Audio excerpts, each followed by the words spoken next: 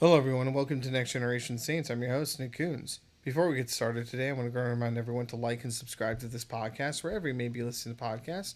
It helps with getting algorithms so more people get to hear the Word of God.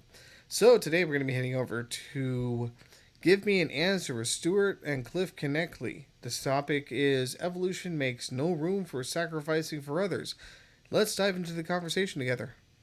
If a student over there is crossing the street and they drop their backpack and come back and the car is speeding down the street and you jump in front of the car in order to push that student who you look nothing alike, you do not come from the same nation, and you do not have the same socioeconomic background, and you push that student out of the way and get run over by that car, from an evolutionary perspective, you sacrificing your life for that kind of person makes no sense.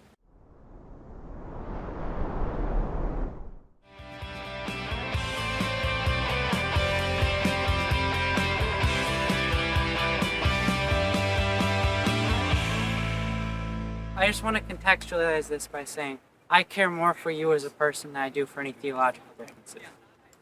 That being said, I have a question. You said that in evolution, it is only kill or be killed. Why then is altruism such a successful evolutionary trait? Yeah.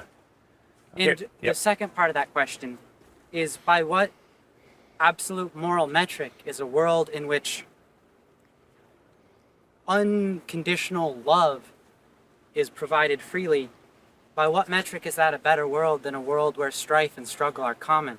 Because it seems innate to the human mind that we are far more developed to contextualize, understand, and remember negative emotions and respond to negative feedback than positive. It seems inherent that we're designed to cope and cooperate around the struggles we go through than through the positives we experience. Why then is it inherently better to have a world where there's some omniscient being that loves us than to have a stark, cold world that just is and that just is experienced? That seems far more richer and fuller to me than to have love subjected upon me by some being who refuses to interact with me. So do you live your life as if life is just blind, pitiless indifference, where you're just going to the dark pit, you're just a bag of chemicals, you don't ultimately have any value or significance? So if there is no God, you're going to have to live that out, and I love that you're basically saying that. So live it out. That's a pretty depressed existence. That wasn't what I said. I think altruism is a far... No, I'm taking your second question. Okay. We got to go. You're very sharp. Sure. We got to go one at a time here. Sorry. Yeah. I'm going after your second point, though. Your first one, it still doesn't line up, man. Yes, there is reciprocal altruism in evolution. Couldn't agree more. But that is all about your tribe. You living for human rights and joining a nonprofit to help those who are completely different than you over in Myanmar or Saudi Arabia, how does that line up with an evolutionary desire? Because I would say it's ultimately selfish, because you're not sticking with your own tribe. We can understand we can only index about 150 people. And beyond that, we lose significance and it becomes statistics. So we can only have altruism for small group tribal effect. But we can extrapolate that what works in this situation must work on a worldwide scale. That's just an example of intelligence. That's not a refutation of altruism as a trait. No, but it's all about your own tribe. You're But I'm selfish. saying You're that my selfish to trait leave is your the own right. tribe to help other people, because that's not helping your own tribe. Because they're competing tribes, and so by you leaving your tribe You to help just those who said- are far away, I mean, any evolutionary psychologist that I've read says that. I don't know where you're getting yours. Because we can extrapolate the survival of our in an unintelligent mind, the species is only the tribe. But intelligent mind... Sorry. No, he just wants me to project louder. Sorry. Back here. The intelligent mind can extrapolate that the survival of the species Yeah. is for more than just the singular tribe. It's for all of the tribes of that same species across the planet. And I'm not saying that's inherently good, because it has caused such horrible situations in our climate and horrible situations in our economies and horrible situations in our government. But that doesn't seem like a refutation of the inherent good of altruism. And it doesn't seem like the statement that altruism is inherently selfishness, because that is the giving of the self for others. It's just an extrapolation of the base trait that is unintelligent to an intelligent worldview, a world frame that is modified by intelligent viewpoints. I hear you talking about the evolution of tribes. Okay, well then why are Republicans and Democrats so at each other's throats? I'm pretty sure we see some serious tribalism going on in this day and age. Well, you can. It's always there and always will be there until Christ returns to fully redeem this place. There is often far more similarity across divides than within specific right or left denominations of politics. The larger political landscape is just the extrapolation of smaller political tribes unifying across boundaries. So let's say Guy B is in tribe with Guy A and Guy C. Guy A and Guy C might not have very much in common, but by the unifying factor of Guy B, they appear to be a larger group. So saying that Democrats and Republicans are tribes is ignoring what you said about small-scale tribalism. No. Large-scale tribalism and loving and sacrificing for your enemy does not line up with your evolutionary theory. It has nothing, it doesn't even touch it, doesn't even come close. That's why the Christian ethic of love and even being willing to die for your enemy has shaped with Judeo-Christian values this very nation. That's why people are giving up their very lives at times, but usually it's their own livelihood to actually go and help those who are sex trafficked, who look nothing like them, who don't have their money, who don't share the same ethnicity, and they're willing to do this to ultimately advantage them and disadvantage themselves. So from an evolutionary perspective, that does not stack up. I want to say this. Yes. A very large portion of the good in our modern society comes from religious beliefs. And that you're true Yes. in some manners. A lot of what our modern world is cannot be directly ascribed to evolution. But I think that's a large part of the factor of intelligence on evolutionary systems. Like you can see in the modern ecosystem, evolution is broken down because of the effects of intelligence. Like human intelligence is just on a different scale than evolution. It affects people and systems in a way that evolution cannot handle for. Because evolution is built on long time scale randomness. Yep. And intelligence is so much better at manipulating short scale that it just outweighs long scale evolution on every metric. Right. But that's not an ascription or a refutation for the existence of evolution as an effect. And it's not also not a statement that altruism can't create the world we live in. Altruism is very capable of creating the love between people that we see. You just use intelligence to extrapolate the love for the one you see. Like right now, I love you more than people who are very much more like me across the world. Like I have very much. But what if I hate you? Why would you love me? If I want to come after you and dominate you like evolution clearly claims, the strong eating the weak, destroying, that's what Nietzsche said. That's why Nietzsche said, oh, you Christians, let's get rid of that type of slave morality. It's all about the powerful eating the weak. And that's why Hitler, that's why Hitler said, I'm going to adopt Nietzsche's ultimate philosophy for life, and I'm going to take the Jews, they're very different from our Aryan race, and I'm going to wipe them out. That's based off of your evolutionary theory. He was consistent. I think you're being terribly inconsistent. Sorry, not to offend you. I think there's some truth in what you're saying, but that is very inconsistent, my friend. And so you have to start to understand, why do I truly love others? I can get to the point of understanding, yes, be kind to others, especially your own tribe, and protect them. But you can be kind within your worldview. Sure, absolutely. You scratch my back, I'll scratch your back. That aligns with evolution. But if a student over there is crossing the street and they drop their backpack and come back and the car is speeding down the street and you jump in front of the car in order to push that student who you look nothing alike, you did not come from the same nation, and you do not have the same socioeconomic background, and you push that student out of the way and get run over by that car, from an evolutionary perspective, you sacrificing your life for that kind of person makes no sense. That's why the Christian faith changed the world. It turned it upside down because the Roman Empire was very consistent in their philosophy. Actually, they were before their time when it came to evolutionary theory. It was in line with that. And so they always said, oh, it's the powerful. You Christians, this dying savior, gross. You love your enemies. That was foreign to every single civilization. It was always about focus on your own tribe and dominate, dominate, dominate. Evolution is the same kind of thing. Do you have certainly within it forms of reciprocal altruism? Absolutely, we agree. But for you to just hop into, I love you, man. I love you. Where do you get that from evolution? How do you get that from evolution? Evolution does, just my last point, then you go. Evolution does not connect.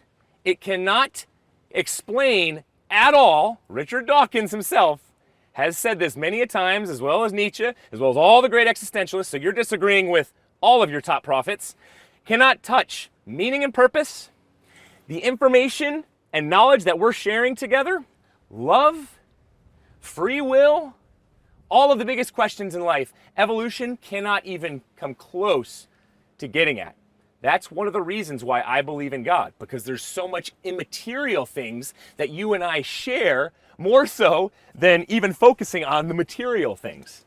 And so from an evolutionary standpoint, there are endless amounts of holes. Your first point Yes. was that if you were robbing me, Yes. how could I express love for you? If you were robbing me, I wouldn't express love for you. I would shut down, my emotions would turn off, and I'd run away. Okay. When someone's aggressive or angry towards you, you stop feeling love towards them because they're providing you with a negative experience. Okay. Human civilization, many of its biggest faults come from this, but human civilization, at its basis, is built out of building positive experiences for each other so that as a whole, our efforts can combine to a greater positive experience.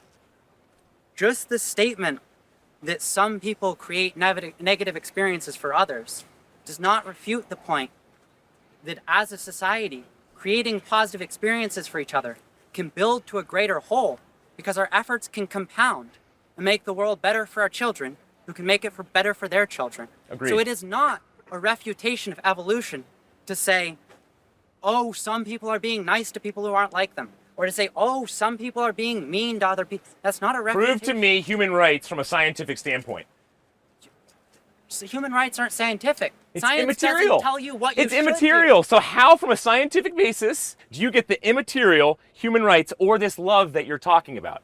It's immaterial. It's built out of the history of human civilization. Can't prove love and why I should live for love. Because it creates positive experiences. Sure, yeah, agreed. That's material. But you can't get a pound of love, my friend. It's I didn't still say you material. could. That's No, but you're pushing evolutionary theory and science, and I'm just talking about, I agree. And I'm just saying if there is no God, you have a lot of splaining to do. As in, like, a lot. So you said without God, Yes, you can't explain love. love is immaterial. Consciousness, immaterial. So conscious. You and I, information, you can't see the information you and I are sharing right now. It's immaterial.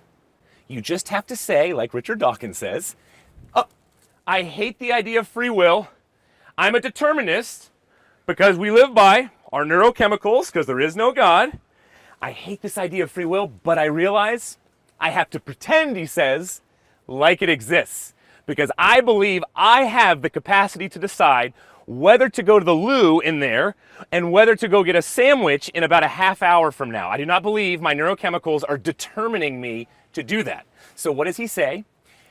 Free will is an illusion that is not connected to evolution, but it's simply a byproduct. That's an illusion. It was an accident that came from evolution that we live by, but that we really don't have. And so this is my whole point to you. Free will, love, all these great concepts that make sense of life that we live by, it breaks in on you. And you start to say, if I'm just an evolutionist, if I'm an atheist, I've got a lot of beliefs that don't jive with experience. A lot of the reason that love, experience, and knowledge can't be explained by evolution is because there's also a sociological buildup of traits called knowledge acquisition that is not evolutionary, but operates on evolutionary principles, and it is material. It is in the hyperstructure of your brain. Evolution can be explained as a survival mechanism wherein your brain decides what to do by habit, and then it uses a justification because it's a shortcut for negative and positive affecture towards experience memory. So experience, consciousness, the idea of the self, is a way of tagging experiences as positive or negative, as saying they happened to me, Yep. instead of saying they happened. Yep. So consciousness, Yeah. love, Yeah. the reason for societal togetherness can be explained as knowledge acquisition Yep. across generations Yep. in complex civilizations. Yep. Just as religion Yep. can often so I don't want to attack your religion. No, you can. You're not attacking it. You No, no, no. disagree with it. Okay. That's not an attack. I don't buy into the politically correct culture of you Okay, disagree with me and that's an attack on my very soul. Thank you. Yeah. Okay, so let's say Christianity. So Christianity, or I'm going, just because of the crowd, can I use a different religion? Sure, go ahead, man. Okay, so take Mormonism. Okay. It started as one person saying a set of rules and beliefs are a better way of operating. Yes. And then in the same way that consciousness pretends it has made a decision so as to get you to catalog it as a positive or a negative experience. Someone who creates a set of rules or actions for how to operate in a society creates a god or a set of I justifications. agree with all that. Okay, But just back it up a little bit. sure. You didn't say anything I disagree with. Okay. But here's what I would add that you'll disagree with is consciousness, rationality, free will, truth, ethics, all of these are immaterial that started before the experiential. But they You are- didn't just learn how to love. You didn't just learn your free will. You didn't just learn your consciousness. You didn't just pick up all these things through experience. I'm sorry, but that is a joke. They are That is a complete joke. They can be found in the hyperstructure of the Yes. neurotic architecture. No, they cannot. Consciousness cannot be. I love the last atheist who told me, yes, consciousness, it is physical. I realize I have to be consistent with my worldview, so I have to find a physical understanding of consciousness. So now what we can do is we can hook your brains up to different scans, and you can have a dream state, and your exact dreams about your mother making you a certain meal or a certain potential car accident you get in, we can actually write down every single word and every single action that occurred in your memory. And that's how we explain consciousness. Okay, that's a joke, but I love that he's being consistent at least. How is that a joke? How is that a joke? Because we have not come even close to doing that scientifically. For you to materially write down every single dream I have with every single little detail, that has not been done. And what atheists love to do is they love to make these tremendous leaps in the dark to say, I realize I can't explain consciousness. I can't explain things like memories. So we're going to find ways to somehow fabricate and push our type of worldview in a way where we're going to explain them. It's kind of like scientists right now who are atheists. They say, you know what? Yeah, we can create a cell. We can create a cell. No, you cannot. You have tried for 50 years now in a lab to create a cell. You cannot create a cell. You've come close to splitting a cell, but you cannot create a cell. It has not happened. It will never happen. You need a creator outside of a human being to create something like a cell. You did not come from primordial soup. There is no evidence for that. You can convince me of that, hopefully, if you want me to be an atheist, because you're really proselytizing a lot right now. I'm sorry, I don't mean to try and convince you. I just enjoy the discussion. Well, wait. I enjoy the discussion too, but if you have the truth, I don't think I have the truth. I just have my... you're arguing pretty eloquently right now for your position. I think you believe that you have some type of truth. No. No? I don't believe that the human brain, the way the mind works, is it hallucinates a giant swath of the material, and it only picks up, like, lingually, Yeah. we're talking about ideas, but we're not, like, explaining the connotations of every word we use. Uh-huh. So you're filling in a lot of the meaning of what I say, and I'm just like if you think about it, there's a lot more information in what I'm saying than just Yeah. the words I'm saying, right? Right. And there's a lot more information in what you're giving me that I'm filling in by myself. Yep. From my own memories and from my own knowledge. Uh-huh. A lot of that fabricated knowledge is just fabricated. A lot of it's hallucination that's just trained for what will work in the situation. So we're all hallucinating right now in different ways? Oh, yeah, most of the human All right, experience. everybody's hallucinating right now. You don't really know if we're here, and you're hearing voices. That's a hallucination. Yeah. Yep. So everybody's hallucinating and delusional right now. Yes. I don't understand why is not everybody on something like lithium or a pill to help your delusions and hallucinations? Because Shouldn't we all be on a pill? It's normal. We should all be on a pill to help our hallucinations and delusions. Because pills We will are be for perfect human abnormal beings. We'll be perfect minds. This is the whole thing with AI, artificial intelligence. Let's just better ourselves. And that's a typical type of brainwashing here on this campus, which is better yourself. That's the whole point of humanity. And take a pill, then your hallucinations and delusions will be solved so we can actually have a healthy conversation. conversation that makes a lot of sense. Makes a lot of sense. Because what you're saying is we are filling in, misinterpreting, and there's so much more than we don't even realize when it comes to this conversation. Okay, fine. Take a pill, access a broader percentage of your brain, then we can have healthier communication. So if you look at one leaf on a tree and you try and figure out all of the indents and maps and contours of that leaf, Yep. you can know the whole rest of that tree is there without looking at it. Okay. Your brain is filling in the knowledge without knowing it's there. Like, I know there's a tree over there because I experienced it earlier, but I'm not seeing it right now. So my brain is filling in the knowledge from memory. And it's like, I don't remember every part of the tree. I don't even remember what color the tree is. But I remember the tree is there and I can fill it in with the generic property of a tree. Okay, But you're I'm talking- remembering, so that's immaterial. No, So it's as a materialist, your memory of it's that tree, how did you get that memory of the tree? How do you have that memory right now if you're a materialist? I retrieved it by the firing of electrons through my neural architecture. Yeah, that's part of it. But it's still immaterial. The memory is still immaterial. No, it's material. So in it's the part of it in mental the sense of, architecture. yes. See, this is love as well. You're onto it, man. Okay. Part of love is oxytocin, dopamine, the cuddle chemical. Yes, part of love. But are you going to go home, say you have a girlfriend or a mom, you go home and you just say, and maybe future wife, hey, honey, you know what? I found out what love is today because I'm an atheist. You know what love is? It's just my dopamine. It's just my neurochemicals that are telling me I love you at this point. But tomorrow they could be telling me something different. So I could commit adultery. I could cheat on you because love is just made up in the brain. And we know, based off of things like hallucinations, that your mind, that your brain, that your desires, it's all physical, it's all neurochemicals, can change at any point. And so why don't I go sleep around with as many women as possible, especially from an evolutionary standpoint, back to your point, because we're not made to be monogamous individuals. No, as a white male with a ton of testosterone, I desire to sleep around with as many women as possible. That's why open marriage right now is so seductive in our culture. No. Jesus Christ came and said, the reason why we have monogamy is to have a covenantal relationship, because God designed us for it. Secondly, in the Roman Empire, it was to protect women. The typical Roman male had complete authority over every single hole and orifice on a human woman. Yes, go ahead. You didn't let me finish what I was saying. In remembering the tree is there, Yeah. I'm creating a connection. So the tree will still be there when I turn around. Yeah. And so I'm creating an internal validation loop Right. for the existence of the tree. Right. In the same way, love is the knowledge that even though I don't love my wife or my girlfriend right now, I'm creating a long-term stability wherein I will experience positivity again in the future. And even better, I can give positivity to someone else. Good.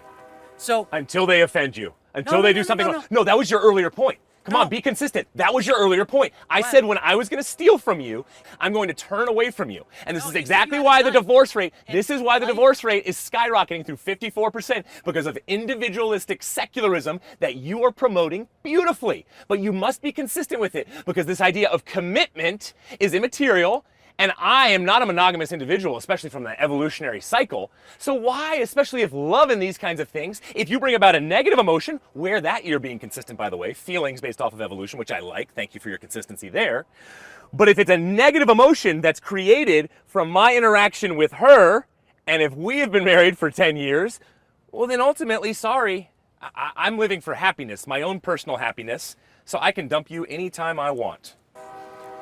love Yes. is the knowledge that even though in the moment it might be bad, Right? through effort, I can make the world better. Yeah. And what I experience as a positive emotion, Yeah. I can create for my future self and for my children who will be my genetic and special offspring, and for other people and for their children who will be their offspring, and if it be my sister and her children, for my genetic lineage. But that aside, you're twisting my words saying that if you're trying to rob me, I'm going to run away. You said you had a knife. I didn't You're say just trying I did to not rob say I me. had a knife. I could just mug you with my fist, though. Well, I don't know why the knife matters, but go ahead, keep going. Okay, I did not say that, but Okay, keep sorry. going. I didn't mean to put words in your mouth. Negative experiences can be, to some amount, Yep. contextualized by past experiences, and you can know what will hurt you too much or not. Yep. And if you know someone has created someone in your life who you love and you have a continued relationship with, Yep. has a pattern of hurting you too much, Right. for you to be able to stand it and go on, Right. then yes, the good thing is to move away. Fully agree. But the knowledgeable thing to do is to understand when things are recoverable and when things can be made positive through effort. Right. And that is, again, an immaterial thing that Yep. you have to assume through the abstraction out of the trend lines of past experiences. Right. You can't just know that. It can't be an inherent written law. But in you how said the it's world is. immaterial. How, as a I didn't materialist? say it was immaterial. No, you just. Did he just say this is immaterial? You just said this is immaterial. I didn't. Well, It's I must be. material. I must be hallucinating then. You said I was think hallucinating earlier, so maybe I'm hallucinating now. That's so. You I wanted just to said also- it's immaterial, and then you learned by your experience. You're saying it's both. I understand. Can I also refute something you said earlier? Sure, if I can refute something you said earlier. Sure. Okay. You go first. No, please. Okay. You said that if something is immaterial, Yep. then it must be something outside this world. Must be something immaterial that created. Yes. Okay. The material. So can You need something beyond. You need something immaterial to ultimately create the material. The world beginning, it had a beginning. Right? So if it has a beginning, if a physical has a beginning, you need the immaterial, the non-physical, to have created it. So this universe didn't physically go on forever. We used to think that, My question is, but then science proved it wrong. what Yes. is immaterial? What is there that is non-existent? What is there that immaterial? not The material. immaterial is if I go in here yet again to buy a sandwich and I pick up a menu and I physically grab that piece of paper and it has ink blots on it. The immaterial is I look and make sense of those ink blocks and they have meaning, which is steak sandwich with Frank's hot sauce, which is my favorite meal. And I communicate it to the sweet lady or man at the register and I say, I would like, please, this steak sandwich with Frank's hot sauce. Well, I got it from the material, the physical, which is the ink blots and the actual physical piece of paper. Well, now the immaterial occurs, and we have something called a rational mind. Also immaterial, does not make sense from a materialist perspective. I use my rational mind to communicate with this person at the cash register who also has a rational mind, and we transfer the immaterial information, and Stuart, fortunately, hopefully, gets his steak sandwich with the Frank's hot sauce on it. That's immaterial. But all- Where does that come from, the materialistic point of view? So you're talking It about does the- not. There's a great hole here, a chasm that you have to bridge that I've never heard an atheist bridge before. So you're talking about the interpretation of physical iconography as mental meaning, as intelligent significance. All of that process is done in the neural architecture. It's done Physical, yes, in the Yeah. brain. Yeah. But then So it, what's immaterial? but then about the it? immaterial is the knowledge gained and passed on to the other person. That's true. All right, guys, I gotta information. interrupt. Yeah. Sorry. You got 1 minute. You got 1 minute. Summarize succinctly. All We got the right? referee here. Come Both on, of let's you. Let's go. What's your main Summarize- point? What are you trying to communicate out here? My main point is that I love discussion. In this specific conversation, my main point is that I think that often things can be explained. Although we might not know the answer yet, we can find a way to explain it. And if we cannot explain it, that does not automatically mean we must jump to an assumption of some creation. Not to say that it might not be created, but that to jump to a creationist explanation is to ignore the fact that it might be unexplainable or there might be an explanation we don't know yet. And that's why we live by faith from evidence. I've heard from you a type of hyper-skepticism, and I would encourage you to be skeptical about your hyper-skepticism. Don't just be this free thinker. Be one who thinks freely, but based off the evidence, what leads you to the truth. And I'm trying to communicate, was a very high-level philosophical discussion, but I'm trying to communicate that there's more evidence for God, who is immaterial, based off of all the immaterial experience that we share, love, consciousness, truth, knowledge, free will, that the immaterial God must have created that, because you cannot get it from the world, the earth, the actual planet creating it. But ultimately, it's all about Jesus Christ, man, because you talked about love. And in world history, we get the ethic of love and actually serving for those who are not like us and loving our enemies from Jesus Christ.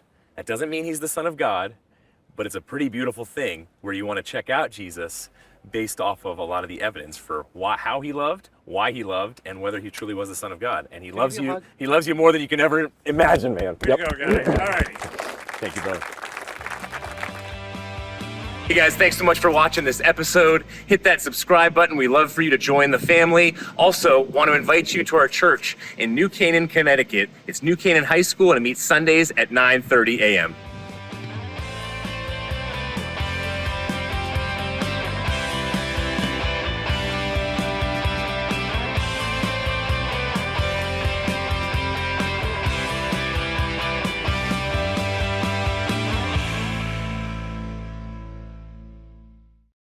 Welcome back to Next Generation Saints. I'm your host, Nick Coons. I hope you guys really enjoyed this episode with Give Me an Answer with Stuart and Cliff Connectley. I hope that answered some questions for you guys, and I hope you guys really like what you're hearing. If you really do enjoy what you like hearing here and other churches and other content I produce, then I would encourage you to go ahead and visit our website at nextgensaints.com. That's nextgensaints.com. There you can binge all your favorite episodes, and if you feel so inclined to, you can also donate to the ministry, and it would really help us out. So, on that note, until the next time we meet again, may God richly bless y'all, my dearly beloved.